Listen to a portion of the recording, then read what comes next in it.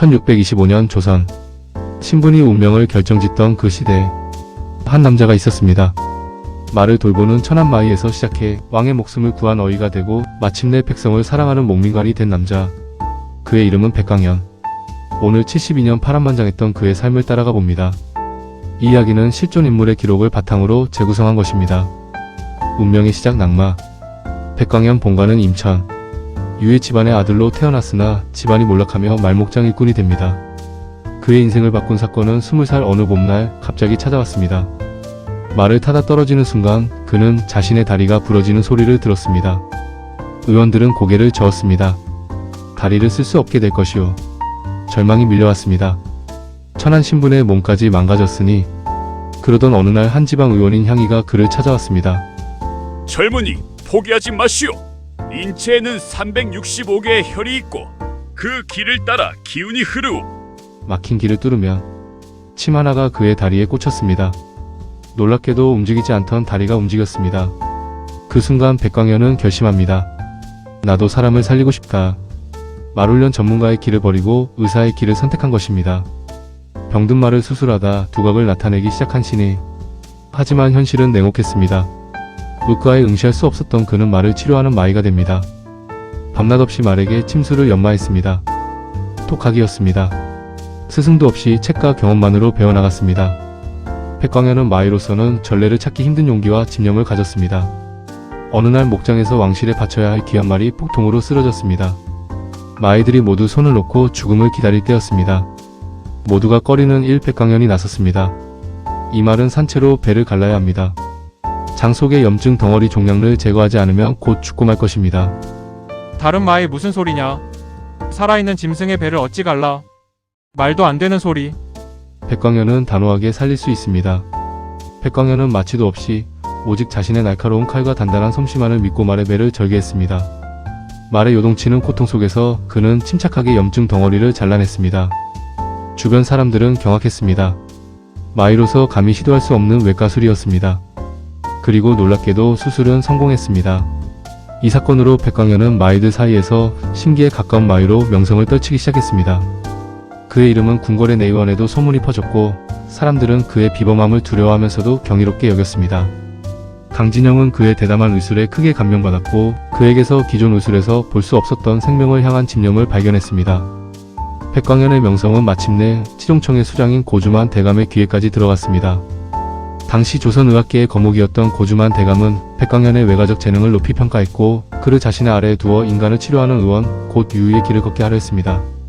천한마의 신분이었던 백광현이 마침내 사람을 치료하는 의원의 문턱에 서게 된 것입니다. 대감집 청산가부를 2번 살린 이야기. 첫 번째 생명 구하기. 서은서. 좌의정 댁 며느리였습니다. 혼인한 지 1년 만에 남편이 급병으로 죽었습니다. 청산가부가 된 그녀는 절망했습니다. 조선의 법도는 냉혹했습니다. 남편을 따라 죽어야 대감 집안의 명예를 지키는 것. 그녀는 목을 메었습니다. 마침 그녀의 오빠가 침술이 뛰어나다는 백광현을 데리고 왔습니다. 백광현은 당황했습니다. 처음 겪는 일이었습니다. 더구나 여자였고 사람을 치료한 경험도 거의 없었습니다. 오빠는 급박하게 살 수 있겠느냐? 살릴 수 있겠어? 백광현은 진맥을 했습니다. 맥이 있는 건가? 없는 건가? 혼란스러웠습니다. 그때 문득 떠올랐습니다. 세종 때의 의서인 구급방. 자익사 목을 맨 사람에 대한 대처법이 있었습니다. 우선 명치가 따뜻한지 확인하라. 명치를 짚어봤습니다. 따뜻했습니다. 백광현은 명치가 따뜻합니다. 가능성이 있습니다. 그는 구급방의 내용을 하나하나 떠올렸습니다. 팔다리를 주무르고 가슴을 눌러야 합니다. 귓속과 코를 솜으로 막아 기를 차게 만들어야 합니다. 그리고 쪽죽과 새신이 필요합니다. 백광현은 그녀의 오빠에게 집안에 쪽죽과 새신이 있습니까? 당장 찾아보십시오. 그리고 해민서의 강진영 의녀를 모셔오십시오. 백광현의 손이 움직이기 시작했습니다. 팔을 주무르고 다리를 주무르고 가슴을 눌렀습니다. 송구합니다. 정말 송구합니다. 계속 압박했습니다. 돌아와. 제발 돌아와. 그녀가 한 번 숨을 내쉬었습니다. 쪽죽을 한 숟가락 입에 넣어줬습니다. 새신을 입에 넣었습니다. 손을 계속 주물렀습니다. 그때 의녀 강진영이 도착했습니다. 진영은 자익사라고 들었습니다. 어떻게 하셨습니까? 백광현은 당황하며 의서에서 본대로 팔과 가슴을 눌렀는데 그리고 쪽집과 새신을 썼는데도 진영이 맥을 짚었습니다. 그리고 코에 새신을 발라 바람을 넣었습니다. 콜록. 서은서가 정신을 차렸습니다. 첫 번째 생명을 구한 것입니다. 두 번째 생명 구하기 진정한 치유. 다음날 백광현은 청산가부의 건강이 걱정되어 탕약을 지어 다시 찾아갔습니다. 그런데 방에서 큰 소리가 들렸습니다. 나라, 아씨 이러시면 안 돼요. 백광현이 급히 뛰어들어갔습니다. 서은서가 칼을 들고 있었습니다. 또다시 자살을 시도하고 있었던 것입니다. 재빨리 칼을 든 손을 붙잡았습니다. 칼을 빼앗아 던졌습니다. 손목에서 피가 흐르고 있었습니다. 급히 손수건으로 동염했습니다. 백광현은 급한 목소리로 명반을 가져다 주십시오. 어서요. 이러시면 안 됩니다. 어제 기력을 다 잃어서 이러다 혼절하실 수 있습니다. 서은서 격앙된 목소리로 내 놈이구나. 감히 내 몸에 손을 댔다는 그 방자한 천것이. 내가 언제 내 놈한테 살려달라고 했느냐. 내가 언제 살고 싶다고 했어. 내 놈이 모든 것을 망쳤다. 내 놈 때문에 난 지아비를 따라 목숨도 끊지 못하는 지조 없는 겁쟁이가 되었어. 너 때문에 다시 손가락질 받으며 구차한 목숨 이어가게 됐다. 백광현은 한참 후 탕약을 정성스럽게 준비해 다시 그녀의 방으로 갔습니다. 백광현은 차분한 목소리로 송구합니다, 아씨. 우선 어제 일은 무슨 말로 사죄를 드려야 할지 모르겠습니다. 하지만 노여워하시더라도 기력을 회복해야 하니 이 탕약을 드십시오. 서은서가 탕약을 쏟아버렸습니다. 왜 당황스러우냐? 살려줘서 고맙다. 너 덕분이다. 눈물이라도 뿌릴 줄 알았는데.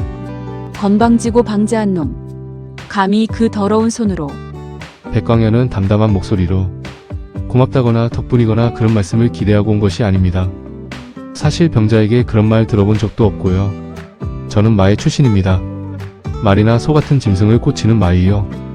그러니 당연히 그런 말 한 번도 못 들어봤습니다. 말 같은 놈은 밤새 용을 써서 살려놓으면 다음날 멀쩡하다고 뒷발로 차는 일도 흔한 일입니다. 그러니 그 발길에 차여도 마의 같은 놈은 후이 됐다 합니다.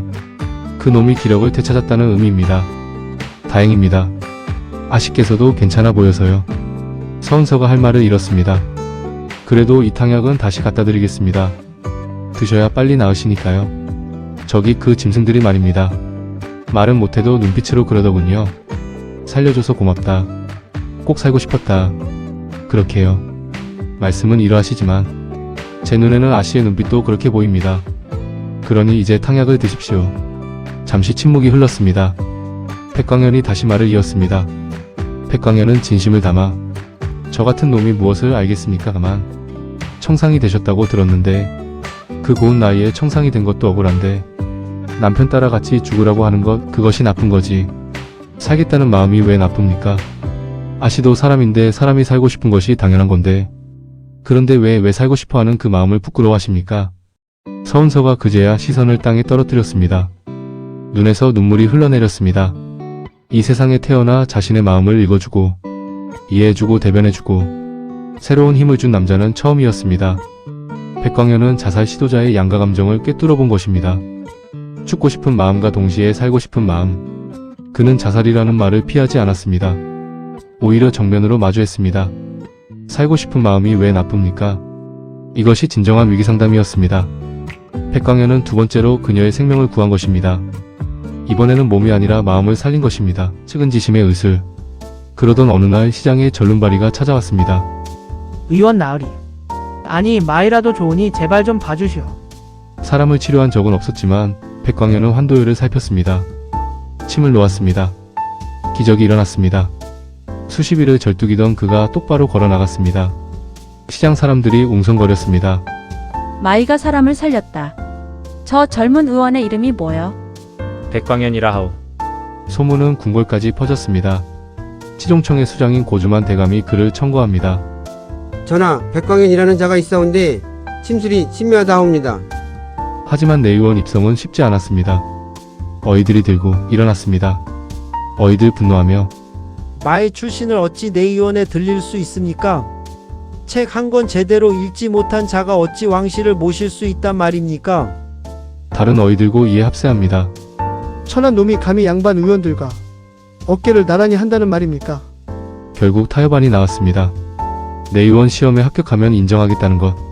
현종이 허락했습니다. 현종 좋다. 시험을 보도록 하라. 그 시험에 합격하면 마이 출신이라도 내의원 의관으로 인정하겠노라. 백광현에게는 거대한 벽이었습니다. 침술은 뛰어나지만 의서 해석은 약했습니다. 톡학으로 배웠기에 체계적인 교육을 받은 적이 없었습니다. 그때 한 여인이 나타났습니다. 강진영, 그녀 해민서의 은여였습니다. 사실 진영과 백광현은 어린 시절부터 아는 사이였습니다. 백광현이 고아가 되어 거지 생활을 할 때 진영도 아버지를 잃고 떠돌던 시절이었습니다. 추운 겨울날 굶주린 두 아이는 함께 빵 한 조각을 나눠 먹었습니다. 우리 꼭 살아남자. 약속이야. 그들은 그렇게 약속했습니다. 세월이 흘러 진영은 이명환의 양녀로 들어가고 은여가 되었고 백광현은 마이가 되어 다시 만난 것입니다. 진영이 따뜻한 목소리로 광현아, 내가 도와줄게. 어릴 적 함께 배고팠던 우리 기억하지? 이번엔 내가 너를 살릴게. 진영은 밤마다 백광현을 찾았습니다.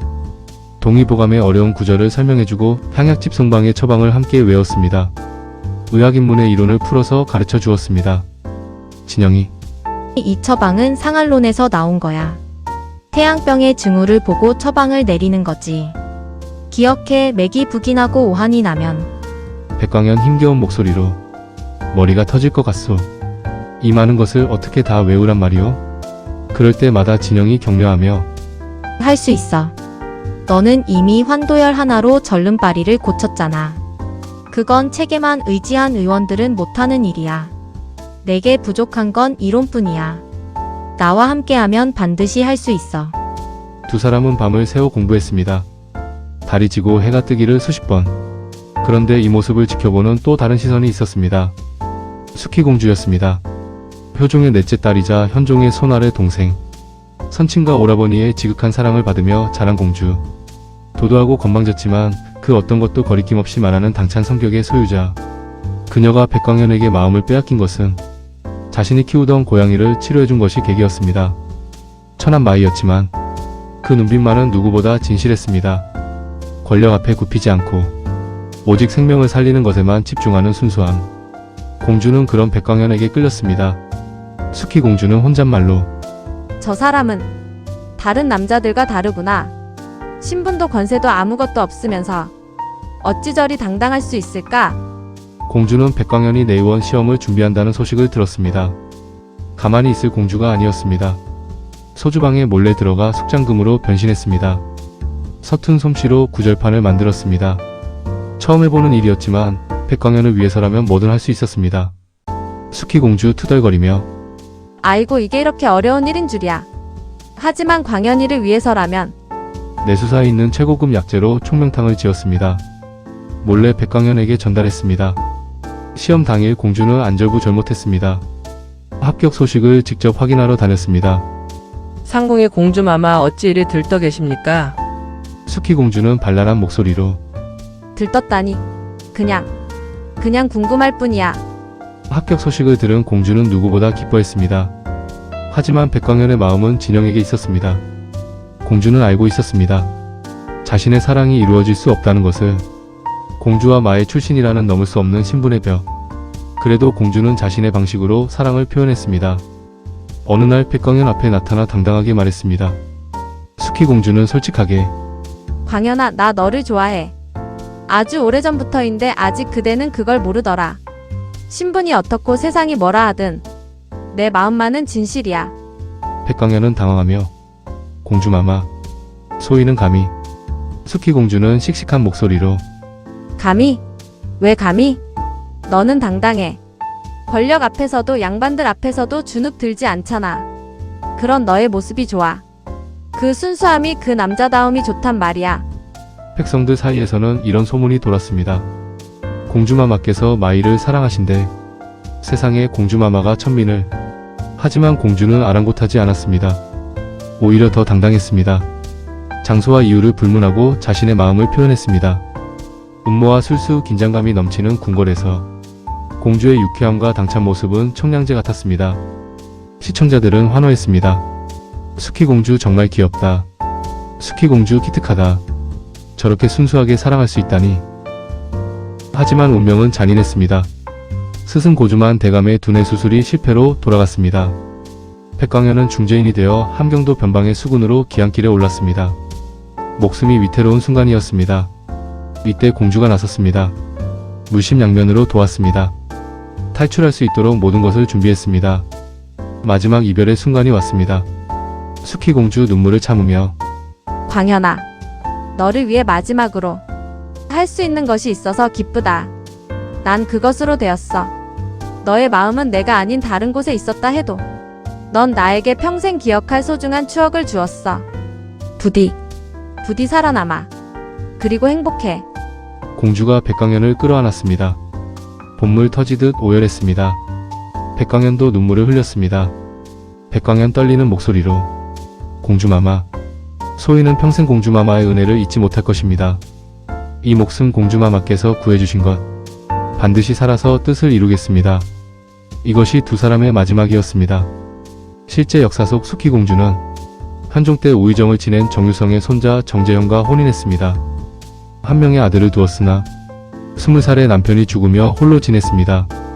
효종 4년 1653년 12살에 시집가서 현종 3년 1662년 21살에 과부가 되었습니다.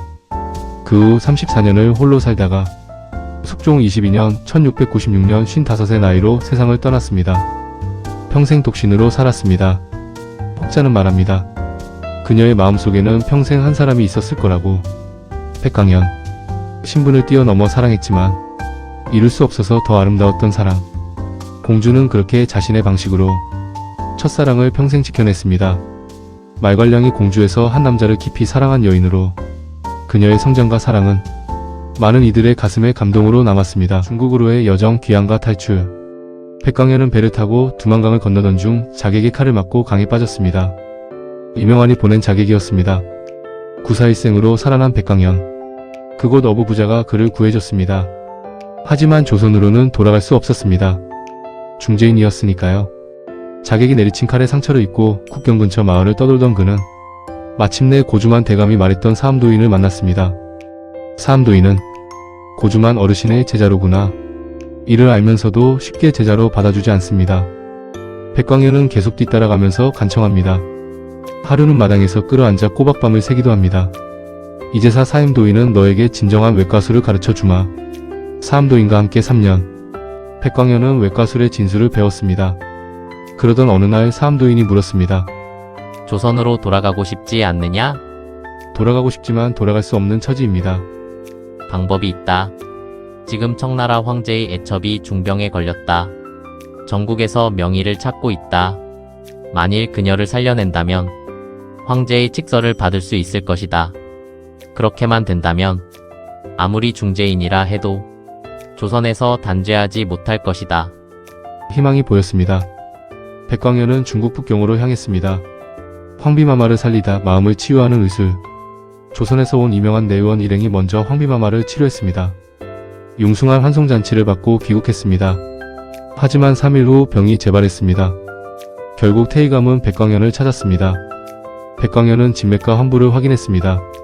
원인을 알아냈지만 말하지 않았습니다.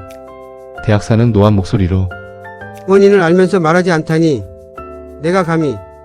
5일만 시간을 주십시오. 완치시켜 보이겠습니다. 목숨을 걸겠습니다. 치료가 시작되었습니다.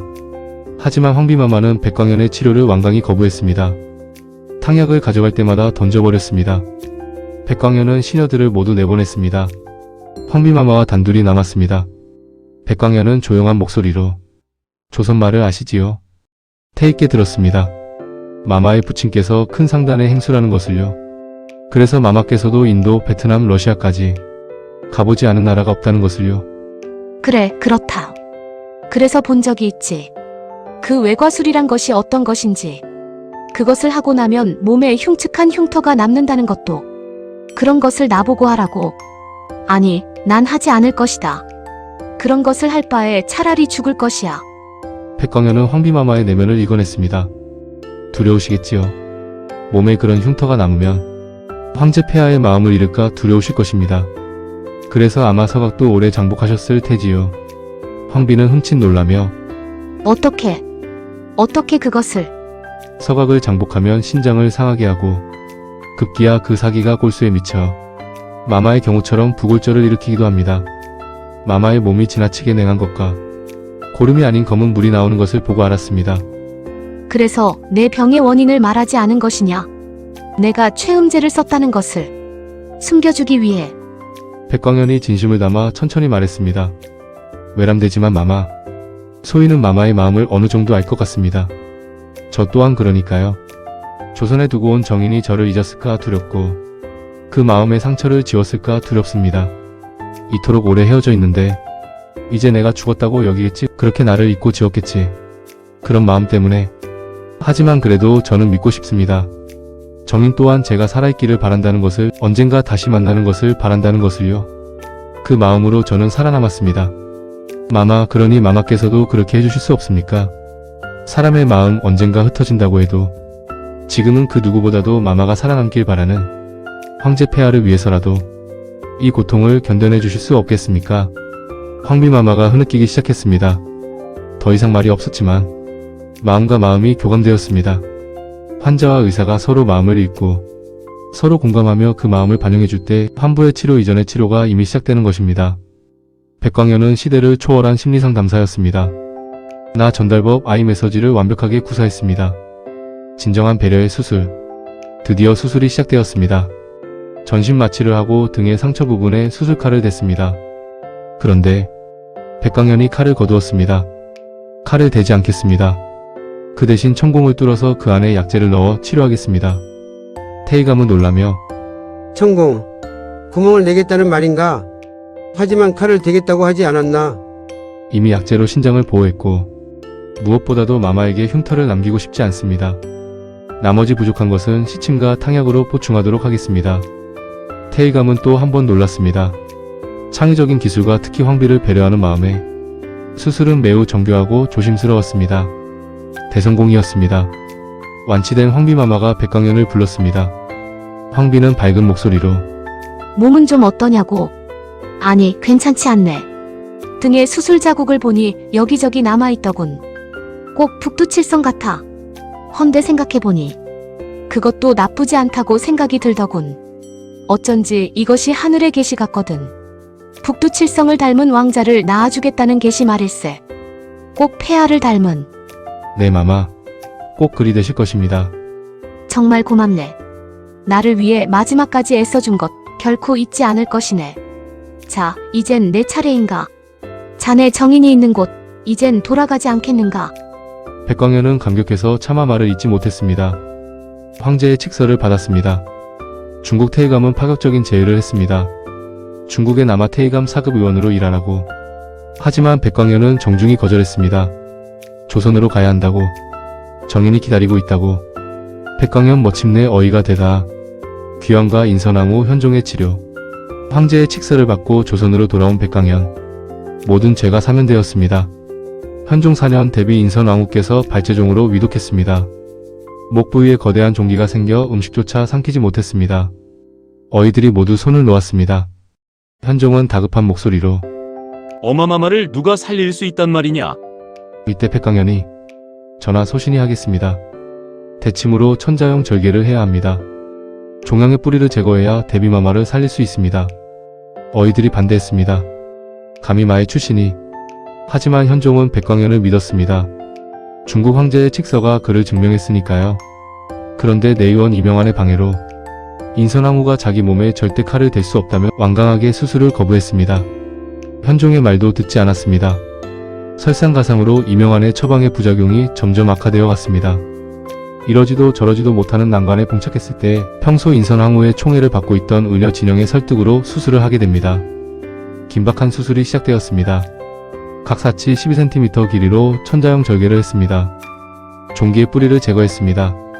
현종이 놀라 손을 들어 중단시키려 했으나 백광현은 꿋꿋이 침수를 마쳤습니다. 성공이었습니다. 집으로 돌아온 백광현이 쓰러지며 말했습니다. 오늘 내 수명이 10년은 줄었구나. 그만큼 살 떨리는 시술이었습니다. 왕실의 목에 칼을 댄 것입니다. 실패했다면 차명감이었습니다. 숙종의 재종치료. 숙종 16년 1690년 숙종 임금의 배꼽이 부풀어 오르는 재종이 생겼습니다. 배꼽 주변은 딱딱했고 색깔이 자흑색이었습니다. 배꼽은 점점 높게 부풀어 감이 대롱대롱 매달린 것 같았습니다.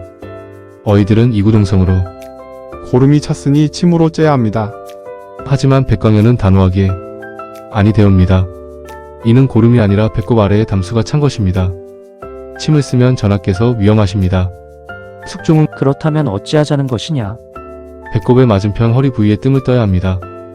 모든 어이가 반대했습니다. 말도 안 되는 소리.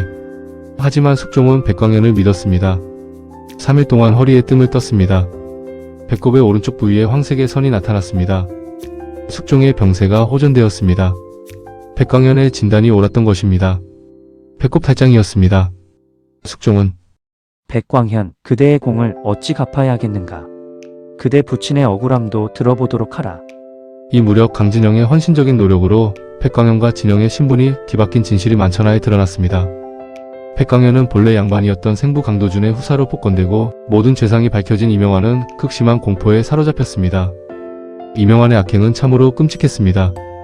백광현의 생부 강도준을 모함하여 죽음에 이르게 했을 뿐 아니라 고주만 대감까지 독살하려 했습니다.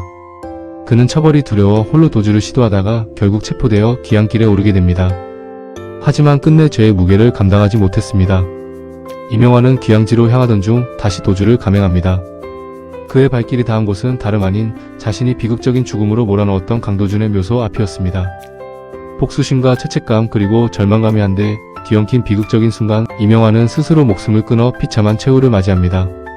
권력과 명예를 얻기 위해 평생을 타인의 운명을 짓밟고 살아온 남자 이명환. 그가 마지막으로 찾은 곳은 자신이 죽인 친구의 무덤이었습니다.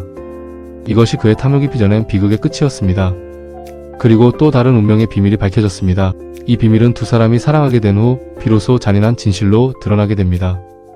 강진영은 사실 백광현의 생부인 강도준의 딸이 아니었습니다. 백광현과 강진영의 삶은 운명의 바꿔치기라는 끔찍하고도 슬픈 비밀 위에 세워져 있었습니다. 백광현의 친아버지인 강도준은 당대 최고의 유의였으나 소현세자 독살 사건의 진실을 파헤치다가 결국 이명환의 모함에 의해 영모 누명을 쓰고 비극적인 죽음을 맞이하게 됩니다.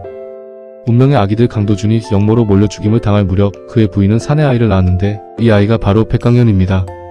그녀는 남편 소식을 충격에 세상을 떠납니다. 역적의 사내 후사는 씨를 말려야 한다는 국법에 따라 광현은 태어나는 순간부터 죽을 운명이었습니다.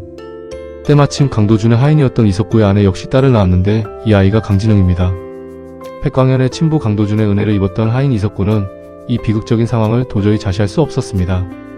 그는 자신의 친딸 진영을 강도준의 아들 광현 대신 내어주고 백광현을 자신의 친아들로 둔갑시켜 살리기로 결심합니다. 천민 노비의 아들로 둔갑하여 험난한 마이의 삶을 시작하게 됩니다. 강진영은 역적의 딸로 둔갑하여 죽임을 당할 운명에 처하게 됩니다. 이석구는 아내와 함께 백광현을 데리고 외딴 섬으로 도망쳐 숨어 살았습니다. 하지만 추격자들은 집요했고 결국 이석구는 백광현에게 날아오는 화살을 몸소 맞고 죽음으로써 마지막까지 광현을 지켜냅니다. 어린 백광현은 아버지처럼 따르던 석구마저 잃고 홀로 남아 거지로 전락하여 잡초와 같은 험난한 삶을 시작하게 됩니다. 강진영의 운명은 어떤가요? 이석구의 친딸인 진영은 강도준의 딸로 둔갑되어 죽을 위기에 처했으나 아이러니하게도 이명환이 이 아이를 살려 자신의 딸인 것처럼 속입니다. 이명환은 강도준의 딸인 것을 알고 있었으나 어떤 이유에서인지 12살이 된 진영을 자신의 양녀로 삼고 양반 집에서 기릅니다. 진영은 풍족한 환경에서 제대로 된 교육을 받고 성장했으며 의술을 배워 뛰어난 의녀가 됩니다. 백광현은 천민의 아들로 자라나 마이의 길을 걷게 되지만 타고난 천재성과 생명을 향한 강한 집념으로 점차 두각을 나타내게 됩니다. 진실의 폭로 세월이 흘러 백광현과 강진영은 서로에게 끌려 사랑하는 사이가 됩니다. 그들이 운명적으로 맺어질 무렵 강진영의 헌신적인 노력으로 두 사람의 신분이 뒤바뀐 잔혹한 진실이 만천하에 드러납니다. 진영은 자신이 사랑하는 광현의 친아버지 강도준을 죽게 만든 이명환의 양딸이었다는 사실에 엄청난 충격과 죄책감에 휩싸입니다. 내가 사랑하는 광현의 모든 것을 빼앗고 그의 친부의 피로 세워진 집에서 양반으로 살았다니. 그녀는 자신이 이명환의 딸이라는 잔혹한 운명을 피해 도망치려 하지 않았습니다. 대신 사랑하는 백광현의 곁에서 이 모든 것을 바로잡고 아버지의 명예를 회복시키기 위해 헌신하기로 결심합니다. 그녀는 자신의 신분을 걸고 진실을 밝히는 데 온 힘을 쏟습니다.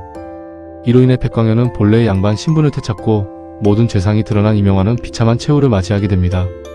하지만 진실이 밝혀진 대가로 강진영은 양반 신분을 잃고 관비로 내쳐질 위기에 처하게 됩니다. 쿠법이 엄격했기에 아무리 왕이라 할지라도 관비의 신분을 바꾸는 것은 쉽지 않은 일이었습니다. 진영은 묵묵히 자신의 운명을 받아들이려 했으나 백광현은 달랐습니다. 그는 모든 것을 걸고 진영을 지키려 했습니다. 그가 내세운 해결책은 단 하나, 사랑이었습니다. 백광현은 현종 앞에서 당당히 선포합니다. 전하, 신분이나 쿠법보다 더 중요한 것이 있습니다. 소신은 강진영을 평생의 배필로 맞아들이고자 하옵니다. 신분이 무엇이든 관비든 아니든 저는 그녀를 아내로 삼아 평생을 함께할 것입니다. 신분에 얽매여 우리의 사랑을 가를 수 없사옵니다. 왕은 백광현의 진심과 용기에 감동했습니다.